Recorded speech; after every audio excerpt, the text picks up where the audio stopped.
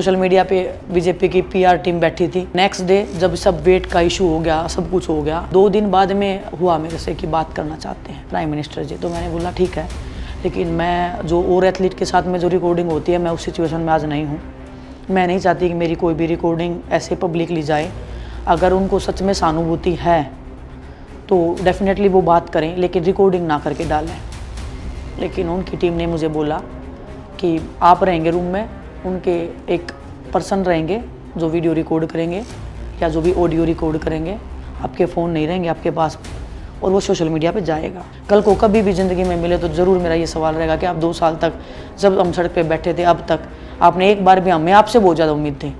जो इंडिया के जो कोचेज़ थे, जिनके साथ जो बिल्कुल ब्रिजभूषण के खास थे, वो ओलंपिक्स में गए हुए थे।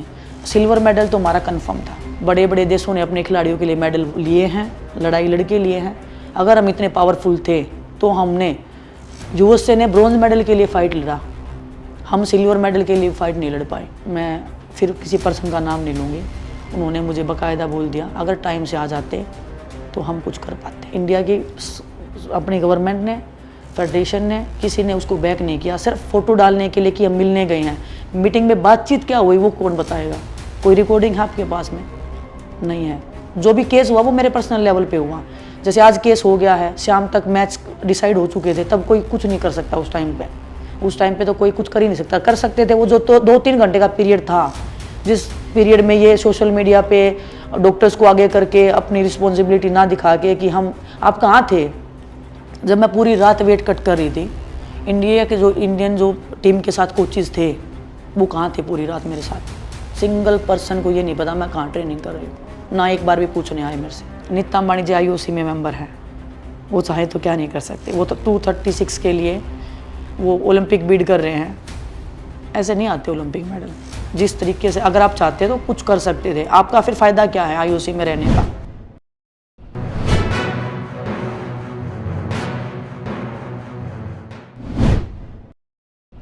नमस्कार, हमारे हिंदी चैनल में आपका स्वागत है। मैं हूं भरत पटेल और अभी ये विशेष चर्चा के मुद्दा के साथ हमारे साथ जुड़ा है GSTV के वरिष्ठ पत्रकार अनिल पटेल। अनिल जी, आपका स्वागत है हमारे स्टूडियो में। जी नमस्ते सर। आज ये हमने विशेष चर्चा मुद्दा पर करने के लिए जा रहे हैं। हरियाणा चुनाव में सबसे अहम फैक्टर विनेश फोगाट है। तो विनेश फोगाट जिस तरह कांग्रेस में गई, हाल उन्हें जो इंटरव्यू दिया है उसे आप कैसे देखते हैं? देखिए भरत भाई, हम लोग गुजरात हैं, गुजरात से बात कर रहे हैं, लेकिन बात जो हम आप हरियाणा की कर रहे हैं। लेकिन गुजरात को ये बात क्यों लागू होती है, गुजरात की महिलाओं को, गुजरात की उन खिलाड़ियों को? क्योंकि विनेश फोगाट जो है वो अभी संघर्ष की प्रतीक है। पूरा सिस्टम, जिस तरह आरोप लगते हैं, स्वयं भारत सरकार, नरेंद्र मोदी और उनके चट्टे बट्टे सब ने मिलकर उसको हराया। जो सिल्वर मेडल आ सकता था वो उसे नहीं मिला। जिस तरह उसने पूरा आंदोलन किया महिलाओं की शोषण को लेकर, खिलाड़ियों को शोषण को लेकर, पूरी पोल खोल के रख दी नरेंद्र मोदी की महिलाओं की सुरक्षा की बातों को लेकर। किस तरह वो अगर उनके आदमी अगर महिला शोषण में पकड़े जाते हैं, FIR होते तो कैसे वो उस पर कोई पण सख्त कदम नहीं उठाते हैं। उनकी बातें किस तरह खोखली होती हैं, गप्पा होती हैं। उनको केवल महिला सुरक्षा से कोई लेना देना नहीं है, केवल मीठी मीठी बातें और केवल दोगली बातें करते हैं, अगर आपको भाषा में बात करें तो।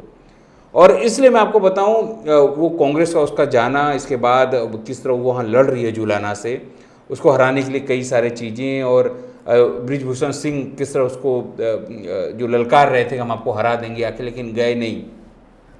उस मामले में वो एक मिसाल बनी है वहाँ की महिलाओं के लिए, वहाँ की लड़कियों के लिए। उसको जिस तरह आशीर्वाद मिल रहा है बेहद, और इस तरह अगर वहाँ भाजपा हारती है तो एक फैक्टर ये मान के चलिएगा कि जो विनेश फोगाट के साथ अन्याय हुआ वो वहाँ की जो खिलाड़ी या महिलाओं ने अपने दिल पर ले लिया। और इसलिए विनेश फोगाट का वहाँ होना, अगर हार होती है बीजेपी की तो मान के चलिए महत्वपूर्ण हार मोदी की हार होती है। और ये कालिक है, कलंक है मोदी के चेहरे पर कि उन्होंने ये विनेश फोगाट का जब भी नाम आएगा तब ये मान के चलेगा, तब लोग नरेंद्र मोदी को गालियां देंगे। नरेंद्र मोदी की जो छवि है, जो बहुत अच्छी थी एक समय, मैं भी उनका प्रशंसक हुआ करता था, लेकिन जो घटनाएं हुई महिलाओं को लेकर, वो उसको लेकर लगा कि उनके लिए महिलाओं की इज्जत कोई नहीं है, और इसलिए मुझे लगता है कि बेहद अहम फैक्टर है वो। तो अनिल जी, चलो हम उनका पूरा इंटरव्यू दिखाते हैं।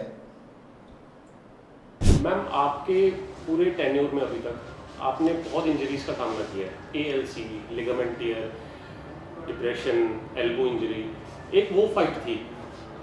उसके बाद आपकी एक पर्सनल फ्रंट पे, प्रोफेशनल फ्रंट पे फाइट हुई सरकार के साथ, उसके ऊपर आपकी क्या टिप्पणी है? देखिए, दोनों फाइट्स अलग अलग डिफाइन कर सकती हूँ मैं। अपने खुद के साथ में जो लड़ाई होती है उसको आप कंट्रोल कर सकते हो, उसका आउटकम आपके हाथ में होता है। आप जितनी मेहनत शिद्दत से काम करोगे उसका आउटकम आप निकाल सकते हो। जो सरकार से लड़ाई होती है उसका आउटकम आपके हाथ में नहीं होता है, वो सिर्फ एक लड़ाई तक ही सीमित रहता है। उसका रिजल्ट क्या निकलना एंड में हमें नहीं पता। तो ये एक डिफरेंट चीज़ है। ऑन द मैट हम एज ए एथलीट होने के नाते इतने सालों तक जो हमने किया है तो वो हम अच्छे से उसको डील कर सकते हैं, लेकिन ऑफ द रिकॉर्ड अगर आप ऑफ द मैट अगर हमें कोई हम फाइट कर रहे हैं उसको डील करना हमारे लिए बहुत मुश्किल चीज़ है, क्योंकि एथलीट कभी उस चीज़ के लिए प्रिपेयर नहीं होता है। जैसे बचपन से जैसे गेम स्टार्ट करते हैं तो हम उस चीज़ के लिए प्रिपेयर होते हैं कि इंजरी होगा, हार जाएंगे, उसके बाद कैसे कोप अप करना है, कैसे मेंटली हमें अपने आप को बूस्ट करना है। लेकिन जब हम एक ऑफ द रिकॉर्ड जब हम फाइट करते हैं, वो ना तो उसने हमने उसकी तैयारी करी होती है, ना हमें उसका पता है, ना हमें पॉलिटिकली उस चीज़ का पता है कि क्या होने वाला है आने वाले टाइम में और क्या उसका आउटकम होगा। तो डिफरेंट स्टोरी है दोनों का। एक खिलाड़ी जो अपनी फैमिली को भी साइड पे रख के अपना 100% टाइम और फोकस खेल को देता है, फिर उसके साथ सरकार या फेडरेशन ये करती है, तो पर्सनल फ्रंट पे उसके दिमाग में क्या चल रहा होता है, उसकी क्या एक्सपेक्टेशन होती है और क्या दिमाग में क्या चल रहा होता है? मैं अपना बता सकती हूँ। जब हम पहली बार ये प्रोटेस्ट के ऊपर गए थे, हम बताने के लिए पूरे देश को कि ऐसे ऐसे है, हमारी एक्सपेक्टेशन ये थी कि शायद 2 घंटे में प्रधानमंत्री जी या गृह मंत्री जी जो भी हमारे देश के मौजूदा लोग हैं वो हमें बुला लेंगे और पूछेंगे कि एक्चुअल में क्या बात है। क्योंकि कोई भी खिलाड़ी और उस लेवल का खिलाड़ी कभी सड़क पे हमने आज तक बैठा हुआ देखा नहीं था, तो हमारा ये एक उम्मीद थी। लेकिन 2 घंटे गए, 3 घंटे गए, 4 घंटे गए, तब हमें एक्चुअली समझ में आ गया कि जो सोचा था वो नहीं है, कुछ अलग है यहाँ पे।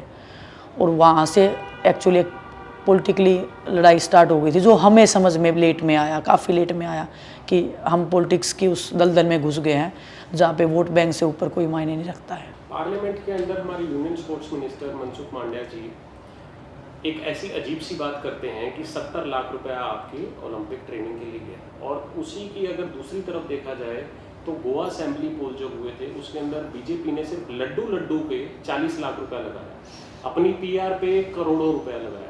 इसके ऊपर एक जगह एक खिलाड़ी जो देश को रिप्रेजेंट कर रहा है और एक जगह जहाँ पे असेंबली इलेक्शन और वहाँ लड्डुओं का खर्चा 40 लाख है। इस पे इस चीज़ को कैसे देखते हैं, एक खिलाड़ी कैसे देखता है? वो बहुत बुरा फील होता है। ठीक है, आप खिलाड़ी को आप क्या रिस्पेक्ट दे रहे हो? पैसे से रिस्पेक्ट थोड़ी आती है। पैसे हम दे देंगे, आप लेके आओ ओलंपिक मेडल। 24 साल लगे मेरे को उस ओलंपिक मेडल के पास पहुंचने में, वो आज भी मेरे हाथ में नहीं है। लेकिन उसको पैसे से तोलना कि इतने पैसे हमने लगा दिए हैं, वो हर नागरिक अगर घर से निकले हैं तो हमारे माँ बाप भी अगर ये चीज़ बोलेंगे तो भी बुरा लगेगा कि हमने इतना लगा दिया है। वो एक कर्तव्य है आपका, आप अपना फ़र्ज़ निभा रहे हो। हम अगर देश को रिप्रेजेंट कर रहे हैं तो ऑब्वियसली देश को कुछ करना पड़ेगा, हमारे को बैक करता है तभी हम जीत पाते हैं। कोई भी सिंगल पर्सन कभी किसी भी फील्ड में आगे नहीं बढ़ पाता है, उसका फैमिली का सपोर्ट होता है, समाज का सपोर्ट होता है, देश का सपोर्ट होता है, तब जाके कोई एक एथलीट आगे बढ़ पाता है। और संसद जैसे एक पवित्र जगह पे जहाँ पे हमारे संविधान में सबसे बड़ा दर्जा दिया गया है, उस जगह पे जाके खिलाड़ियों को ऐसे नीचा दिखाना, मैं तो उसको नीचा दिखाना ही मानती हूँ, क्योंकि वो पैसे में ओलंपिक मेडल नहीं आते हैं। एक खिलाड़ी पे आपने तो 70 लाख रुपए गिना दिए, उसकी फैमिली से पूछो उसने कितने करोड़ रुपए लगा रखे उस खिलाड़ी पे, फिर भी रिजल्ट नहीं आते कभी भी। तो पैसे के ऊपर रिजल्ट नहीं आते हैं। और ये बहुत ही हमारा देश इसीलिए ओलंपिक्स में और जितने भी बड़े कंपटीशन में इसलिए मेडल नहीं लेके आता, क्योंकि जो हमारी मानसिकता है ना खिलाड़ियों को रिप्रेजेंट करने की, खिलाड़ियों की भावनाओं को दिखाने की, वो बहुत डिफरेंट है। वो जैसे हमें भीख दे रहे हैं काइंड ऑफ, वो प्रिटेंड करते हैं। एक पॉलिटिशियन होता है, उसके खर्चे पे कितना, दिन में उसकी सिक्योरिटी है, खाना है, स्टाफ है, कितना खर्चा होता है मुझे नहीं पता एक्चुअल में, लेकिन वो मुझे लगता है कि हमारे खर्चे से कम नहीं होगा। हम तो, और वो जो खर्चा मेरे को जो 70 लाख रुपए बताए ना, उन्होंने 3-4 साल के पीरियड के बताए हैं। ये सोचो ना, 4 साल के पीरियड में 70 लाख रुपए में ओलंपिक तक आप पहुंचा रहे हो, और आप खुद पॉलिटिशियन हो गए 2 या 3 दिन में उतना खर्चा कर देते होगे, मेरा इतना मानना है, मेरे को उतना नॉलेज नहीं है। तो वो सैड स्टेटस है जो एक्चुअल में हमें पता लगा खिलाड़ी की औकात हमारे देश में कितनी है प्रोटेस्ट के बाद में। विनेश हमारी जो स्टार खिलाड़ी है, 3 बार commonwealth champion, Asian games champion, उसने ट्रायल्स में 53 और 50 ऐसी क्या मजबूरी थी कि दोनों में ट्रायल देना पड़ा? देखिए, जब से हमने प्रोटेस्ट स्टार्ट किया है तब से ब्रिजभूषण तो था ही हमारे खिलाफ में, पूरा बीजेपी एक साइड में बैठ गया। उन्होंने एक सीट ले ली कि इनको हमें कैसे, इनकी जो सच्चाई की जो लड़ाई है, जो सच की जो न्याय की जो लड़ाई लड़ रहे हैं, कैसे अपने सांसद को प्रोटेक्ट करना है। तो कि उन्होंने एक नैरेटिव बनाने की कोशिश की कि ये तो चले हुए कारतूस हैं, मतलब ये तो ख़त्म हो चुके खिलाड़ी हैं, इनका आगे फ्यूचर कुछ भी नहीं है, और ये दूसरे बच्चों का हक खाने के लिए ये सड़क के ऊपर आए हैं, ये सीधा जाना चाहते ओलंपिक्स में, सब कुछ ये जो भी नैरेटिव चलाने की कोशिश की गई थी। तो उनका फोकस ये हो गया कि अब इनको कहीं पे भी जीतने नहीं देना है, और परमात्मा के आशीर्वाद से लगा लो, चाहे हमारी मेहनत से लगा लो, लोगों का आशीर्वाद भी बहुत था। जब ट्रायल्स हुए उससे पहले उन्होंने नैरेटिव सेट किया कि नेशनल नहीं खेलना चाहते हैं। मैं जस्ट एशियल इंजरी से आई थी, 5 महीने हुए थे, मैं नेशनल खेली, मैं गोल्ड जीत ले आई। एक नैरेटिव वहाँ पे उनका टूट गया। फिर उन्होंने बोला कि ट्रायल्स नहीं देना चाहते, डायरेक्ट जाना चाहते हैं। ट्रायल्स में जब मैं गई तो क्योंकि जो रूल था ना, जो ब्रिजभूषण ने रूल बनाया हुआ था कि जो भी ओलंपिक कोटा लेके आएगा उन सब के ट्रायल कंपलसरी हैं, उनके ट्रायल्स वो लेंगे। लेकिन एक क्लोज और उसने जोड़ा हुआ था उसमें कि अगर ब्रिजभूषण चाहेगा तो ही ट्रायल्स होंगे, अदरवाइज नहीं होंगे। तो जैसे ही हम ट्रायल्स में गए तो क्योंकि 53 का हमारा कोटा आ चुका था, इंडिया ने वो कोटा विन कर लिया था, तो बोले कि हमें 53 के लिए टॉप 4 की ट्रायल चाहिए। लेकिन उसका ट्रायल बाद में ओलंपिक्स के लिए जो कोटा लेके आया है, कोटा विनर के साथ में होगा कि नहीं होगा वो कोई श्योर नहीं था। मैंने 50 में ट्राई किया क्योंकि मैं नहीं चाहती थी कि मेरी किस्मत किसी दूसरे के हाथ में जाए। मेरी किस्मत हो तो मेरे हाथ में हो, मेरी मेहनत मेरे हाथ में होनी चाहिए। मैं दूसरे पे डिपेंड होकर मैं ओलंपिक नहीं जाना चाहती थी। तो मैं 50 में भी खेली, लेकिन जैसे मुझे पता लगा कि हाँ टॉप 4 का ट्रायल्स है और टॉप 4 में आने के बाद में अगर कल को ट्रायल्स हुए तो मैं 53 में खेल सकती हूँ, मैंने 53 में भी ट्रायल दिया। और ये ऐसा कोई रूल नहीं है, डोमेस्टिक रूल कोई भी नहीं है ऐसा कि आप 2 वेट में नहीं खेल सकते। सपोज़ मैं पहले की आपको बताती हूँ, पहले कैसे होते थे ना ट्रायल्स, भी इस ट्रायल से पहले जो ओलंपिक्स के ट्रायल थे, नॉन ओलंपिक वेट के ट्रायल नेक्स्ट डे होते थे। जो ओलंपिक वेट कैटेगरी है हमारी 6 हैं, वैसे जो नॉर्मल वेट कैटेगरीज हैं 10 हैं। तो वो 6 वेट कैटेगरी के पहले दिन ट्रायल थे, उसके बाद में 1 वीक आफ्टर, 10 डेज आफ्टर या next day non Olympic weight के ट्रायल होते थे हमारे। तो वो जो लड़कियां पहले दिन हार गई वो दूसरे दिन नॉन ओलंपिक वेट में खेलते थे।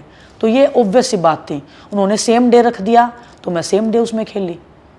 मेरी मजबूरी थी खेलना, कोई ऐसा नहीं, क्योंकि मेरे को 53 में खेलना था, क्योंकि मेरा एज के साथ लगा लो, हाइट भी मेरी ज़्यादा है, मसल मास ज़्यादा है। तो 50 मेरे लिए बहुत इम्पॉसिबल चीज़ थी।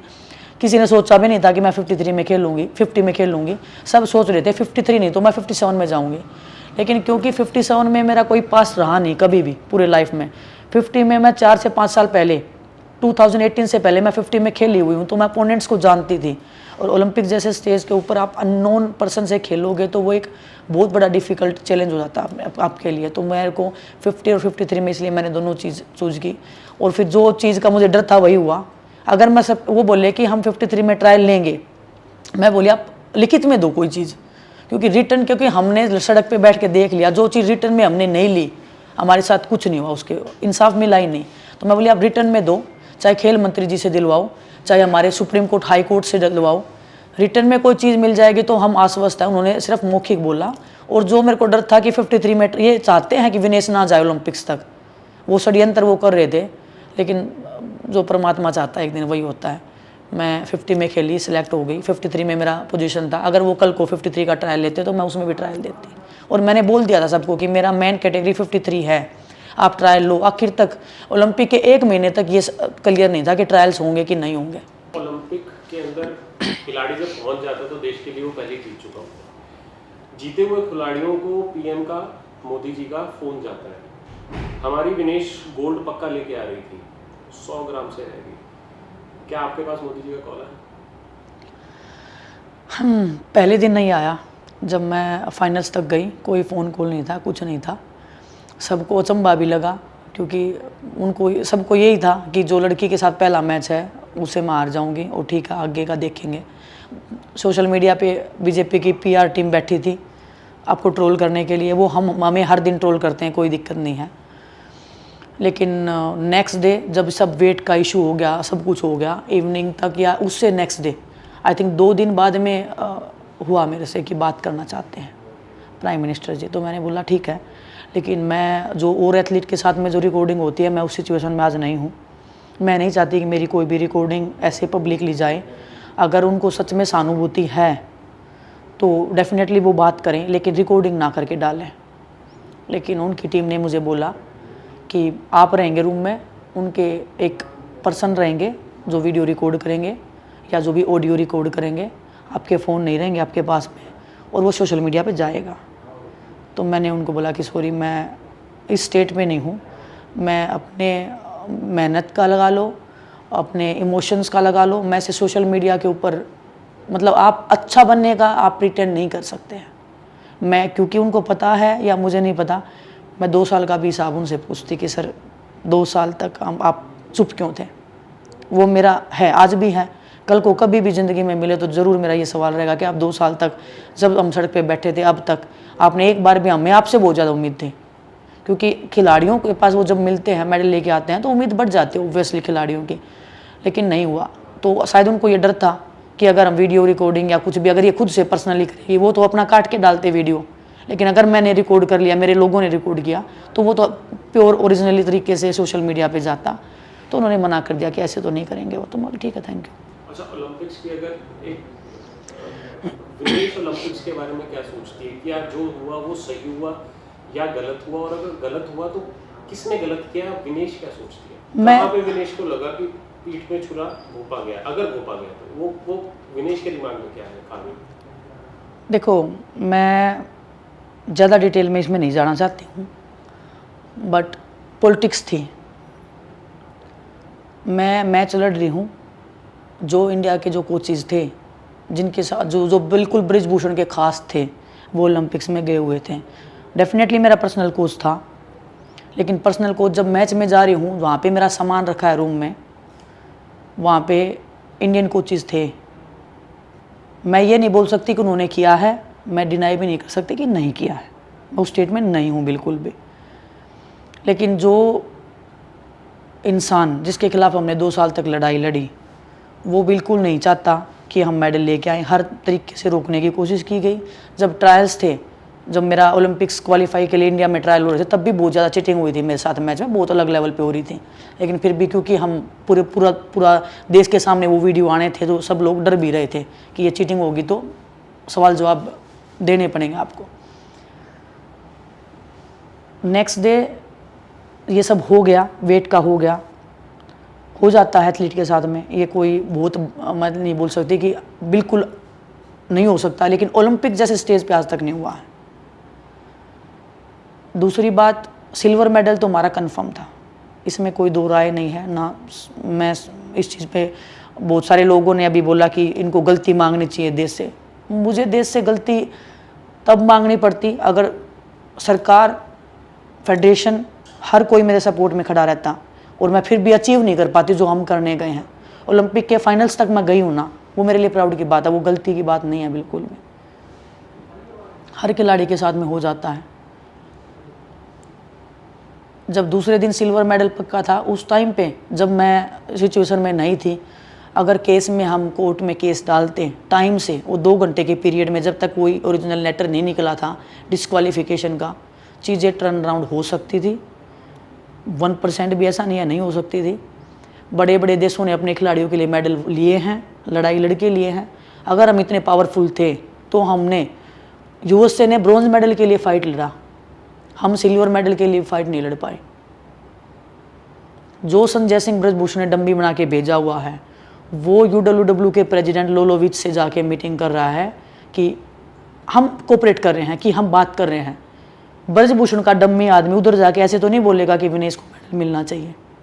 उन्होंने अपनी पूरी पावर लगा दी वहाँ पे कि सिल्वर मेडल कैसे भी हिंदुस्तान में आना नहीं चाहिए। मेरे को, मैं फिर किसी पर्सन का नाम नहीं लूँगी, उन्होंने मुझे बाकायदा बोल दिया अगर टाइम से आ जाते तो हम कुछ कर पाते। इंटरनेशनल बॉडी में से किसी ने मुझे बोला है, पर्सन का नाम नहीं बता सकती, लेकिन उनके हाथ में सब पावर था, वो कर सकते थे, क्योंकि इंडिया की अपनी गवर्नमेंट ने, फेडरेशन ने, किसी ने उसको बैक नहीं किया। सिर्फ फ़ोटो डालने के लिए कि हम मिलने गए हैं, मीटिंग में बातचीत क्या हुई वो कौन बताएगा? कोई रिकॉर्डिंग है आपके पास में? नहीं है। तो उन्होंने पूरी ताकत लगा दी अपने की जो भी केस हुआ वो मेरे पर्सनल लेवल पे हुआ। जैसे आज केस हो गया है, शाम तक मैच डिसाइड हो चुके थे, तब कोई कुछ नहीं कर सकता उस टाइम पे। उस टाइम पे तो कोई कुछ कर ही नहीं सकता। कर सकते थे वो जो तो 2-3 घंटे का पीरियड था, जिस पीरियड में ये सोशल मीडिया पे डॉक्टर्स को आगे करके अपनी रिस्पॉन्सिबिलिटी ना दिखा के कि हम, आप कहाँ थे जब मैं पूरी रात वेट कट कर रही थी? इंडिया के जो इंडियन जो टीम के साथ कोचेस थे वो कहाँ थे पूरी रात मेरे साथ? सिंगल पर्सन को ये नहीं पता मैं कहाँ ट्रेनिंग कर रही हूँ, ना एक बार भी पूछने आए मेरे से। मेरे कोच के ऊपर तो सबने उंगली उठा दी, लेकिन जो टीम के जो चीफ कोच थे, जो इंडिया के जो कोच थे, वो कहाँ थे पूरी रात? ऐसा तो नहीं है किसी भी साथ में पर्सनल कोच हैं तो जो टीम के साथ जो लोग गए हुए हैं उनकी जिम्मेदारी हट गई। बहुत सारे एथलीट के साथ में पर्सनल कोच थे, लेकिन जो टीम के जो चीफ कोच होते हैं उनकी जिम्मेदारी होती है कुछ। अगले दिन वो स्टेटमेंट दे रहे हैं, जैसे ही फाइनल में गई तो वो स्टेटमेंट बड़ी बड़ी निकालने लगे, जैसे ही वेट का हुआ तो बड़ी बड़ी स्टेटमेंट फिर से निकालने लगे नेगेटिव। वो तो वेट कर रहे थे हर चीज़ का। तो पॉलिटिक्स हर जगह है, और तब जाके मतलब दुख हुआ कि इतना सब होने के बाद में यहाँ पे भी मतलब इस लेवल तक भी पॉलिटिक्स। नीता अंबानी जी IOC में मेंबर है, वो चाहे तो क्या नहीं कर सकते। वो तो 236 के लिए वो ओलंपिक बीड कर रहे हैं। ऐसे नहीं आते ओलंपिक मेडल। जिस तरीके से अगर आप चाहते तो कुछ कर सकते थे। आपका फिर फ़ायदा क्या है IOC में रहने का? कोई फ़ायदा बताओ मुझे। कुछ फ़ायदा नहीं लगा मुझे तो पर्सनल लेवल पे। तो इसलिए मतलब पॉलिटिक्स में आना भी इसीलिए हुआ कि हर जगह ही पॉलिटिक्स है, तो फिर इसमें तो हमें ही जाना पड़ेगा फिर, और कोई तो बचाने नहीं आएगा। भगत सिंह तो किसी और को नहीं बनना पड़ेगा, खुद को ही बनना पड़ेगा एक दिन। कांग्रेस का विचार दिमाग में कब आया, कैसे आया? कांग्रेस का दिमाग में पहले भी काफ़ी रिस्पेक्ट थी मेरी। मैं नहीं बोल सकती कि मैं बिल्कुल पॉलिटिकली मेरे को बिल्कुल नॉलेज नहीं थी कभी भी। मैं बहुत इंटरेस्ट लेती हूँ, चाहे स्पोर्ट्स हो चाहे पॉलिटिक्स हो। मैं बहुत न्यूज़ रीड करती हूँ, पेपर रीड करती हूँ, और कोई भी इंटरव्यू देता है बड़ा पॉलिटिशियन या क्या चल रहा है देश में, संसद में जब भी कभी बहस होती है किसी स्ट्रॉन्ग मुद्दे पे, मैंने सुने हैं, बहुत सारे सुने हैं। तो मैं अवेयर हूँ, हर तरीके से अवेयर थी। लेकिन जैसे जंतर मंतर पे बैठे प्रियंका जी जब आए, तब एक्चुअल में फील हुआ कि हाँ कुछ तो है इस फैमिली में। वो सच्चाई, वो ईमानदारी, और पॉलिटिकली स्टंट नहीं लगा हमें। जो अपने तरीके से साइलेंटली बात किया उन्होंने, फिर उसके बाद में 3-4 दिन तक उन्होंने अपने घर से खाना भी भिजवाया हमारे लिए, जबकि कभी वो चीज़ पब्लिक में नहीं आई कि खाना किसके घर से है। तो वो हमारे लिए टिफ़िन खाने के आते थे, और बीच बीच में वो बात भी करते थे कि हम आपके साथ में हैं, किसी भी चीज़ की नीड हो, लॉयर्स की है या किसी भी तरीके की नीड है, हम हेल्प करेंगे, लेकिन आप हारना नहीं है। एक टाइम ऐसा भी आया था जब हम सब कि अब रेसलिंग तो हम कर नहीं सकते, वो अब हम करें क्या, तो उस स्टेज पे जब हम गए तो प्रियंका जी से हमारी ये बातचीत हुई, तो उन्होंने एक उदाहरण दिया था। ऐसा टाइम भी आया था कि हम देश छोड़ने की बात करने लगे थे सब लोग, क्योंकि जो कुछ हमारे साथ में हुआ हमें लगा कि नहीं, यहाँ पे जो हमने कमाया वो नहीं है। यहाँ पे हम ये एथलीट को अपना देश डिजर्व नहीं करता है। ये टाइम आया था तब हमने प्रियंका जी से बात की थी कि ऐसे ऐसे है, और हम रोने लग गए थे कि जिस फ्लैग के लिए हम खेले वो फ्लैग को पैरों के नीचे रोन दिया इन लोगों ने ना, और हमारे सामने हम कुछ कर नहीं पाए। तो प्रियंका जी ने एक किस्सा सुनाया था अपने फादर का कि उनके साथ जब हुआ उनको भी सेम फीलिंग आता था, लेकिन बोले ये हो जाएगा, ये देश आपको इतना प्यार देगा, भूल जाओगे, लेकिन आप अपनी सच्चाई के रास्ते से हटना मत, हिम्मत नहीं हारना आपको। आप एक दिन आप खुद आओगे और बोलोगे कि दीदी देखो ये सब हुआ, और वो हुआ। वो जो चीज़ थी ना उस दिन, जो बात थी वो हिट कर गई, मेरे को पर्सनली हिट कर गई। और उस दिन मैंने डिसाइड कर लिया कि मेरे को गेम करना है। और उन्होंने बोला था कि सबसे अच्छा जवाब होगा आपका, जो आप ज़िंदगी भर आपने जिसके लिए मेहनत की है, रेसलिंग में जो आप जवाब दे सकते हो वो कहीं नहीं मिलेगा किसी को भी। तो आप रेसलिंग मत छोड़ना कैसे भी, ना देश छोड़ना ना रेसलिंग छोड़ना। उस दिन क्लिक हो गया कि करना है, अदरवाइज़ तो इतना दिन बैठने के बाद में नहीं होता है। आप मेंटली इतना बर्डन लेके नहीं बढ़ सकते हो आगे। उस दिन एक रिस्पेक्ट मैं कांग्रेस के लिए नहीं बोलूँगी, लेकिन मैं प्रियंका गांधी जी के लिए डेफिनेटली उस दिन ये हो गया था कि हाँ, कि ये अपनी है, मतलब इनके साथ में एक ज़िंदगी का एक ऐसा कनेक्शन है जो हम फील कर सकते हैं। इंदिरा गांधी जी के बारे में मेरी दादी कहानियाँ सुनाती थी हमें, कैसे उनके साथ में क्या हुआ क्या नहीं हुआ। मम्मी गांव में तो गीत भी बने हुए थे इस चीज़ के ऊपर, तो बचपन में गीत भी सुने हैं बहुत सारे, तो अवेयर थे मतलब इस चीज़ के लिए हम। राहुल गांधी जी से जो आपकी पहली मुलाकात हुई धरना प्रदर्शन के बाद, और मुझे नहीं पता ओलंपिक से पहले हुई ओलंपिक के बाद हुई, तो आपके ओलंपिक से अगर पहले हुई तो आपके क्या सवाल थे, क्योंकि आप अंदर से निराश थी देश उनके साथ, सरकार उनके साथ क्या कर रही है, और उन सवालों का उन्होंने आपको क्या जवाब दिया, वो एक या दो सवाल जो भी आपने उनसे किए? अभी मिली थी जस्ट, मैं तो ज्वाइनिंग से पहले ही मिली थी, क्योंकि मैं इतनी इंट्रोवर्टेड लड़की हूँ। मैं कभी किसी को ऐसा लगता है कि मैं फ़ोन करूँगी तो किसी को परेशान कर रही हूँ, तो मैं कभी किसी को अप्रोच नहीं करती किसी भी चीज़ के। भगवान ने कभी इतना उस सिचुएशन में डाला भी नहीं कि हम किसी को पॉलिटिकली या किसी फाइनेंशियली तरीके से किसी को अप्रोच करें, और मैंने कभी नहीं किया। ना मेरे पास नंबर था, ना किसी भी पॉलिटिशियन का नहीं था। दीपेंद्र हुड्डा भाई साहब का पहली बार मेरा टोक्यो में जब मैं मेडल नहीं आया था तब उनका बात हुआ था मेरे से, आधा घंटा तक उन्होंने उनकी फैमिली ने बात किया था, तो वहाँ से एक कनेक्शन फील हुआ था कि अपने लोग हैं साथ में। फिर जैसे प्रियंका जी का हुआ, अभी राहुल जी से मिले तो एक दो चीज़ें उन्होंने बोली। उन्होंने एक प्राइम मिनिस्टर का भी बात बोला, तो बोले कि मुझे लगता है कि आपको बात करना चाहिए था। तो मैंने उनको समझाया कि सर देखो, मैं रिस्पेक्ट है, लेकिन मेरा ऐसा मानना है कि तिरंगे से बड़ी रिस्पेक्ट तो इस हिंदुस्तान में किसी की नहीं है। तिरंगा सबसे बड़ा है हमारे लिए एज ए एथलीट, और उस तिरंगे को 28 तारीख के साथ में जो हुआ उसका जवाबदेही किसी को तो लेना पड़ेगा। और मैं बोली, मैं बात करने से गुरेज नहीं कर रही, लेकिन जिस तरीके से मेरे को पोर्ट्रे करने की कोशिश की जा रही थी, जो जिम्मेदारी से भागने की और एक इमोशन को एक ख़त्म करने की, मेरी मेहनत को बिल्कुल ऐसे मजाक बनाने की जो कोशिश थी, मैं उससे एग्री नहीं थी। प्राइम मिनिस्टर से मुझे कोई दोष भाव नहीं है, लेकिन जो ईमानदारी से जो हमने लड़ाई लड़ी ना, जो उम्मीद के से वो मिली नहीं हमें, तो वो हर्ट है कहीं ना कहीं अंदर से फीलिंग। और मैं ऐसी लड़की हूँ जो मैं हर्ट हो जाती हूँ ना, तो मैं नहीं कर सकती वो चीज़, जो दिल में है वो उतना ही रख सकती हूँ। तो फिर मैं अपने आप को मिरर में जवाब नहीं दे पाती, और जिस चीज़ के लिए मैं खुद को जवाब नहीं दे पाती ना, वो चीज़ मैं करती नहीं हूँ जल्दी से। दूसरा, उन्होंने फिर बोला था कि आपको गेम करना चाहिए, अगर आपको बिल्कुल 1% भी ये है कि आप कर सकते हो, मैं बिल्कुल नहीं बोलूँगा कि आप पॉलिटिक्स में जाओ, लेकिन फिर आपका चॉइस है। लेकिन अगर आप जाओगे तो आपको लंबा सोचना है, अच्छा सोचना है।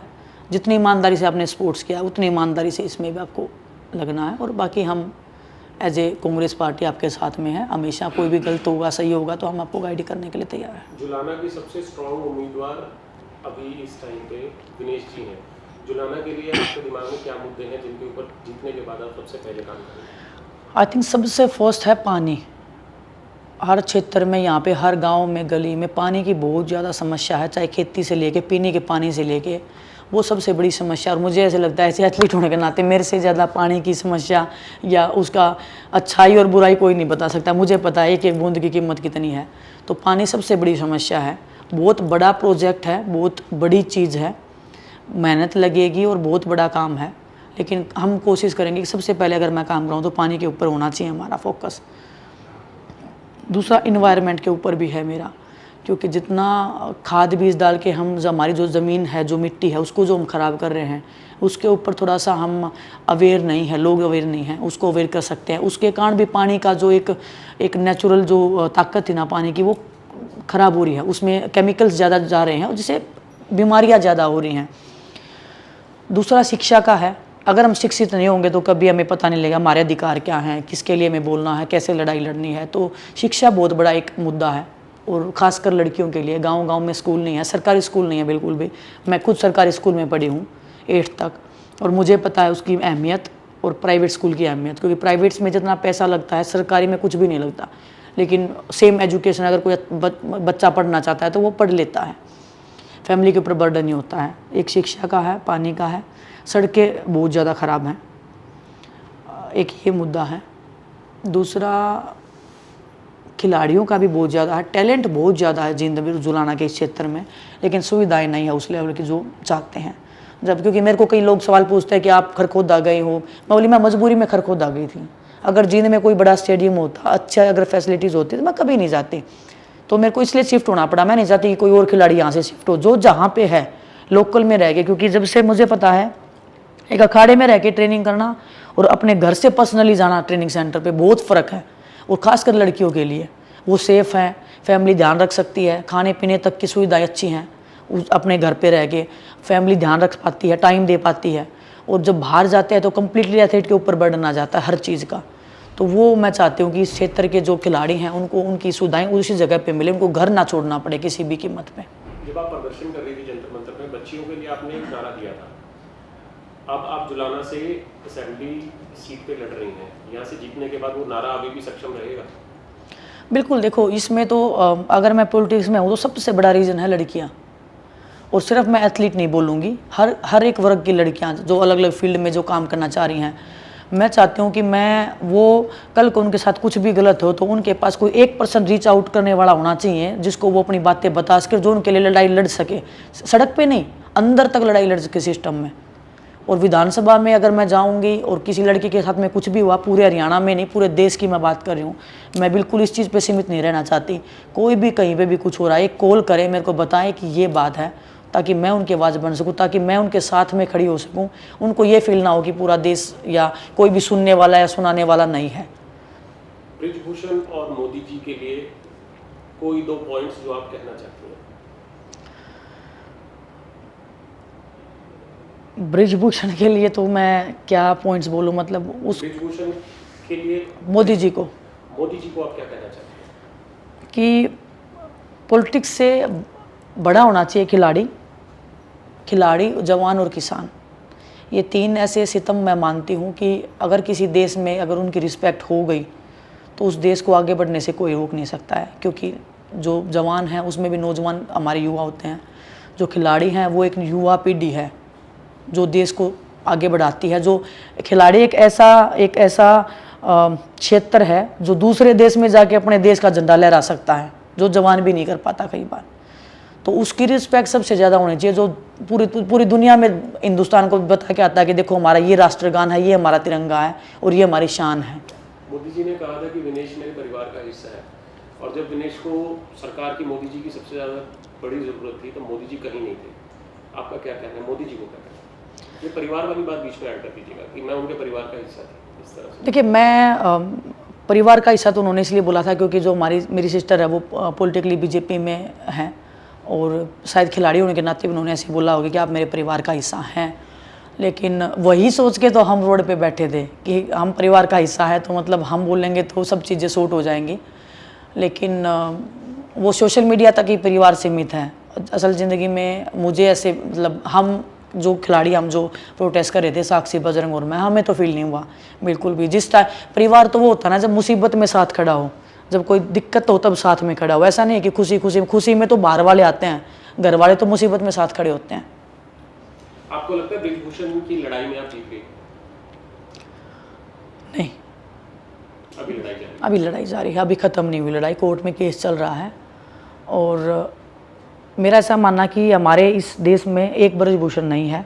आप एक को ख़त्म करके ये मत मान जाना आपने बहुत कुछ अचीव कर लिया है। बहुत ब्रिजभूषण यहाँ पे बैठे हैं, हर नुक्कड़ गली मोहल्ले पे वो बैठे हैं। जब से मैं गांव में आई हूँ, यहाँ पे भी मैं एक समस्या बताती हूँ महिलाओं के साथ में, जहाँ पे महिलाएं पानी भरने जाती हैं या कपड़े धोने जाती हैं गांव के लोकल एरिया में, वहीं पे शराब का ठेका लगा हुआ है। तो हर नुक्कड़ गली मोहल्ले पे ब्रिजभूषण बैठे हैं। ये लड़ाई ख़त्म होने की लड़ाई नहीं है। मैं ये जो महिलाओं की जो लड़ाई नहीं, मैं जिंदा रहूँगी तब तक भी ख़त्म नहीं होगी, मेरे बाद भी नहीं होगी, मेरे से पहले भी नहीं हुई है। ये लड़ाई ख़त्म नहीं होगी। हाँ, हम इसको लड़ने की एक क्षमता है, लड़ने का एक हिम्मत हम जारी रख सकते हैं, और वो जो हिम्मत है वो उसी के लिए हम लड़ रहे हैं कि कोई भी बहन, कोई भी कल को कोई आवाज़ उठाए तो उसको ये नहीं होना चाहिए कि उसकी हिम्मत टूट के वो सुसाइड कर रही है या मरने की सोच रही है या फैमिली सर्वाइव कर रही है किसी एक बंदे के कारण में। उसमें लड़ने का वो जज्बा आना चाहिए, और इसीलिए मैं आज इस पॉलिटिक्स में हूँ, ताकि उनको कि मैं स्पोर्ट्स में भी गई हूँ, मैंने रोड पे भी गया है, मैं विधानसभा से लेके मैं संसद तक में हम लड़ाई लड़ रहे हैं। तो उनको ये रहेगा कि हाँ, कि वो लड़ाई का जज्बा है वो जिंदा रहना चाहिए। अगर आपको ऐसे लोगों से जीतना है या ऐसे लोगों को अगर दिखाना है ना कि नहीं ये गलत है। जुलाना की जनता के लिए 2 शब्द कि मैं उनसे आग्रह करती हूँ कि मुझे जिताएं, इस तरह से कुछ। जुलाना की जनता से तो इतना ही आग्रह है कि जितनी सच्चाई और ईमानदारी से मैंने स्पोर्ट्स के क्षेत्र में नाम किया है, उतनी मेहनत से, ईमानदारी से मैं इस क्षेत्र में भी आगे बढ़ना चाहती हूँ। आपका साथ, आपका सपोर्ट और आपका आशीर्वाद जैसे खेल के क्षेत्र में रहा है, यहाँ पे भी आपके बिना कुछ नहीं होगा। लेकिन मैं विश्वास दिला सकती हूँ कि आपका विश्वास या आपका साथ कभी भी आपको ऐसा नहीं लगेगा कि हमने गलत जगह पे इन्वेस्ट किया है। आपको प्राउड फील होगा कि हमने अपनी बेटी को जिताया था, और 5 साल बाद भी आप ये बोलोगे कि हाँ हमने वोट किया था। कब पहली बार मैं ऐसा फील करवाना चाहती हूँ कि पहली बार कोई ऐसे बोले कि किसी पॉलिटिशियन को उन्होंने वोट दिया था और वो वोट बेकार नहीं गया बिल्कुल भी। इसी लाइन को एक बार हरियाणवी में बोल दीजिए जुलाना के लिए। अच्छा हाँ। मेरा इस हरियाणवी में मैं इतनी रिक्वेस्ट करना चाहूँ, इतनी ताई होता है ताऊ होता है सब मैं एक बात कहना चाहूँ कि जितनी सच्चाई ईमानदारी तक मैंने कुश्ती लड़ी है या खेल कराया है, उसे ईमानदारी तक मैं इस राजनीति में भी आगे बढ़ना चाहूँ। जिस दिन ईमानदारी और सच्चाई के रास्ते तक मैं नहीं लग गया कि मैं हटने लगी हूँ या मेरा दिमाग या मेरा दिल उस जगह तक जाने लग गया है, तो मैं इस क्षेत्र में छोड़ के ना मैं अपनी ज़िंदगी में आगे बढ़ जाऊँगी। किसी और अच्छे इंसान को हम उस चीज़ में मैं जगह देने की एक कोशिश करूँगी, और लेकिन रहूँगी जब तक ईमानदारी सच्चाई तक मैं इस क्षेत्र में रहने का काम करूँगी। ये कार्यक्रम आपको कैसा लगा, जरूर से आप हमारी चैनल को लाइक करिए, शेयर करिए और आई बेल दबाइए।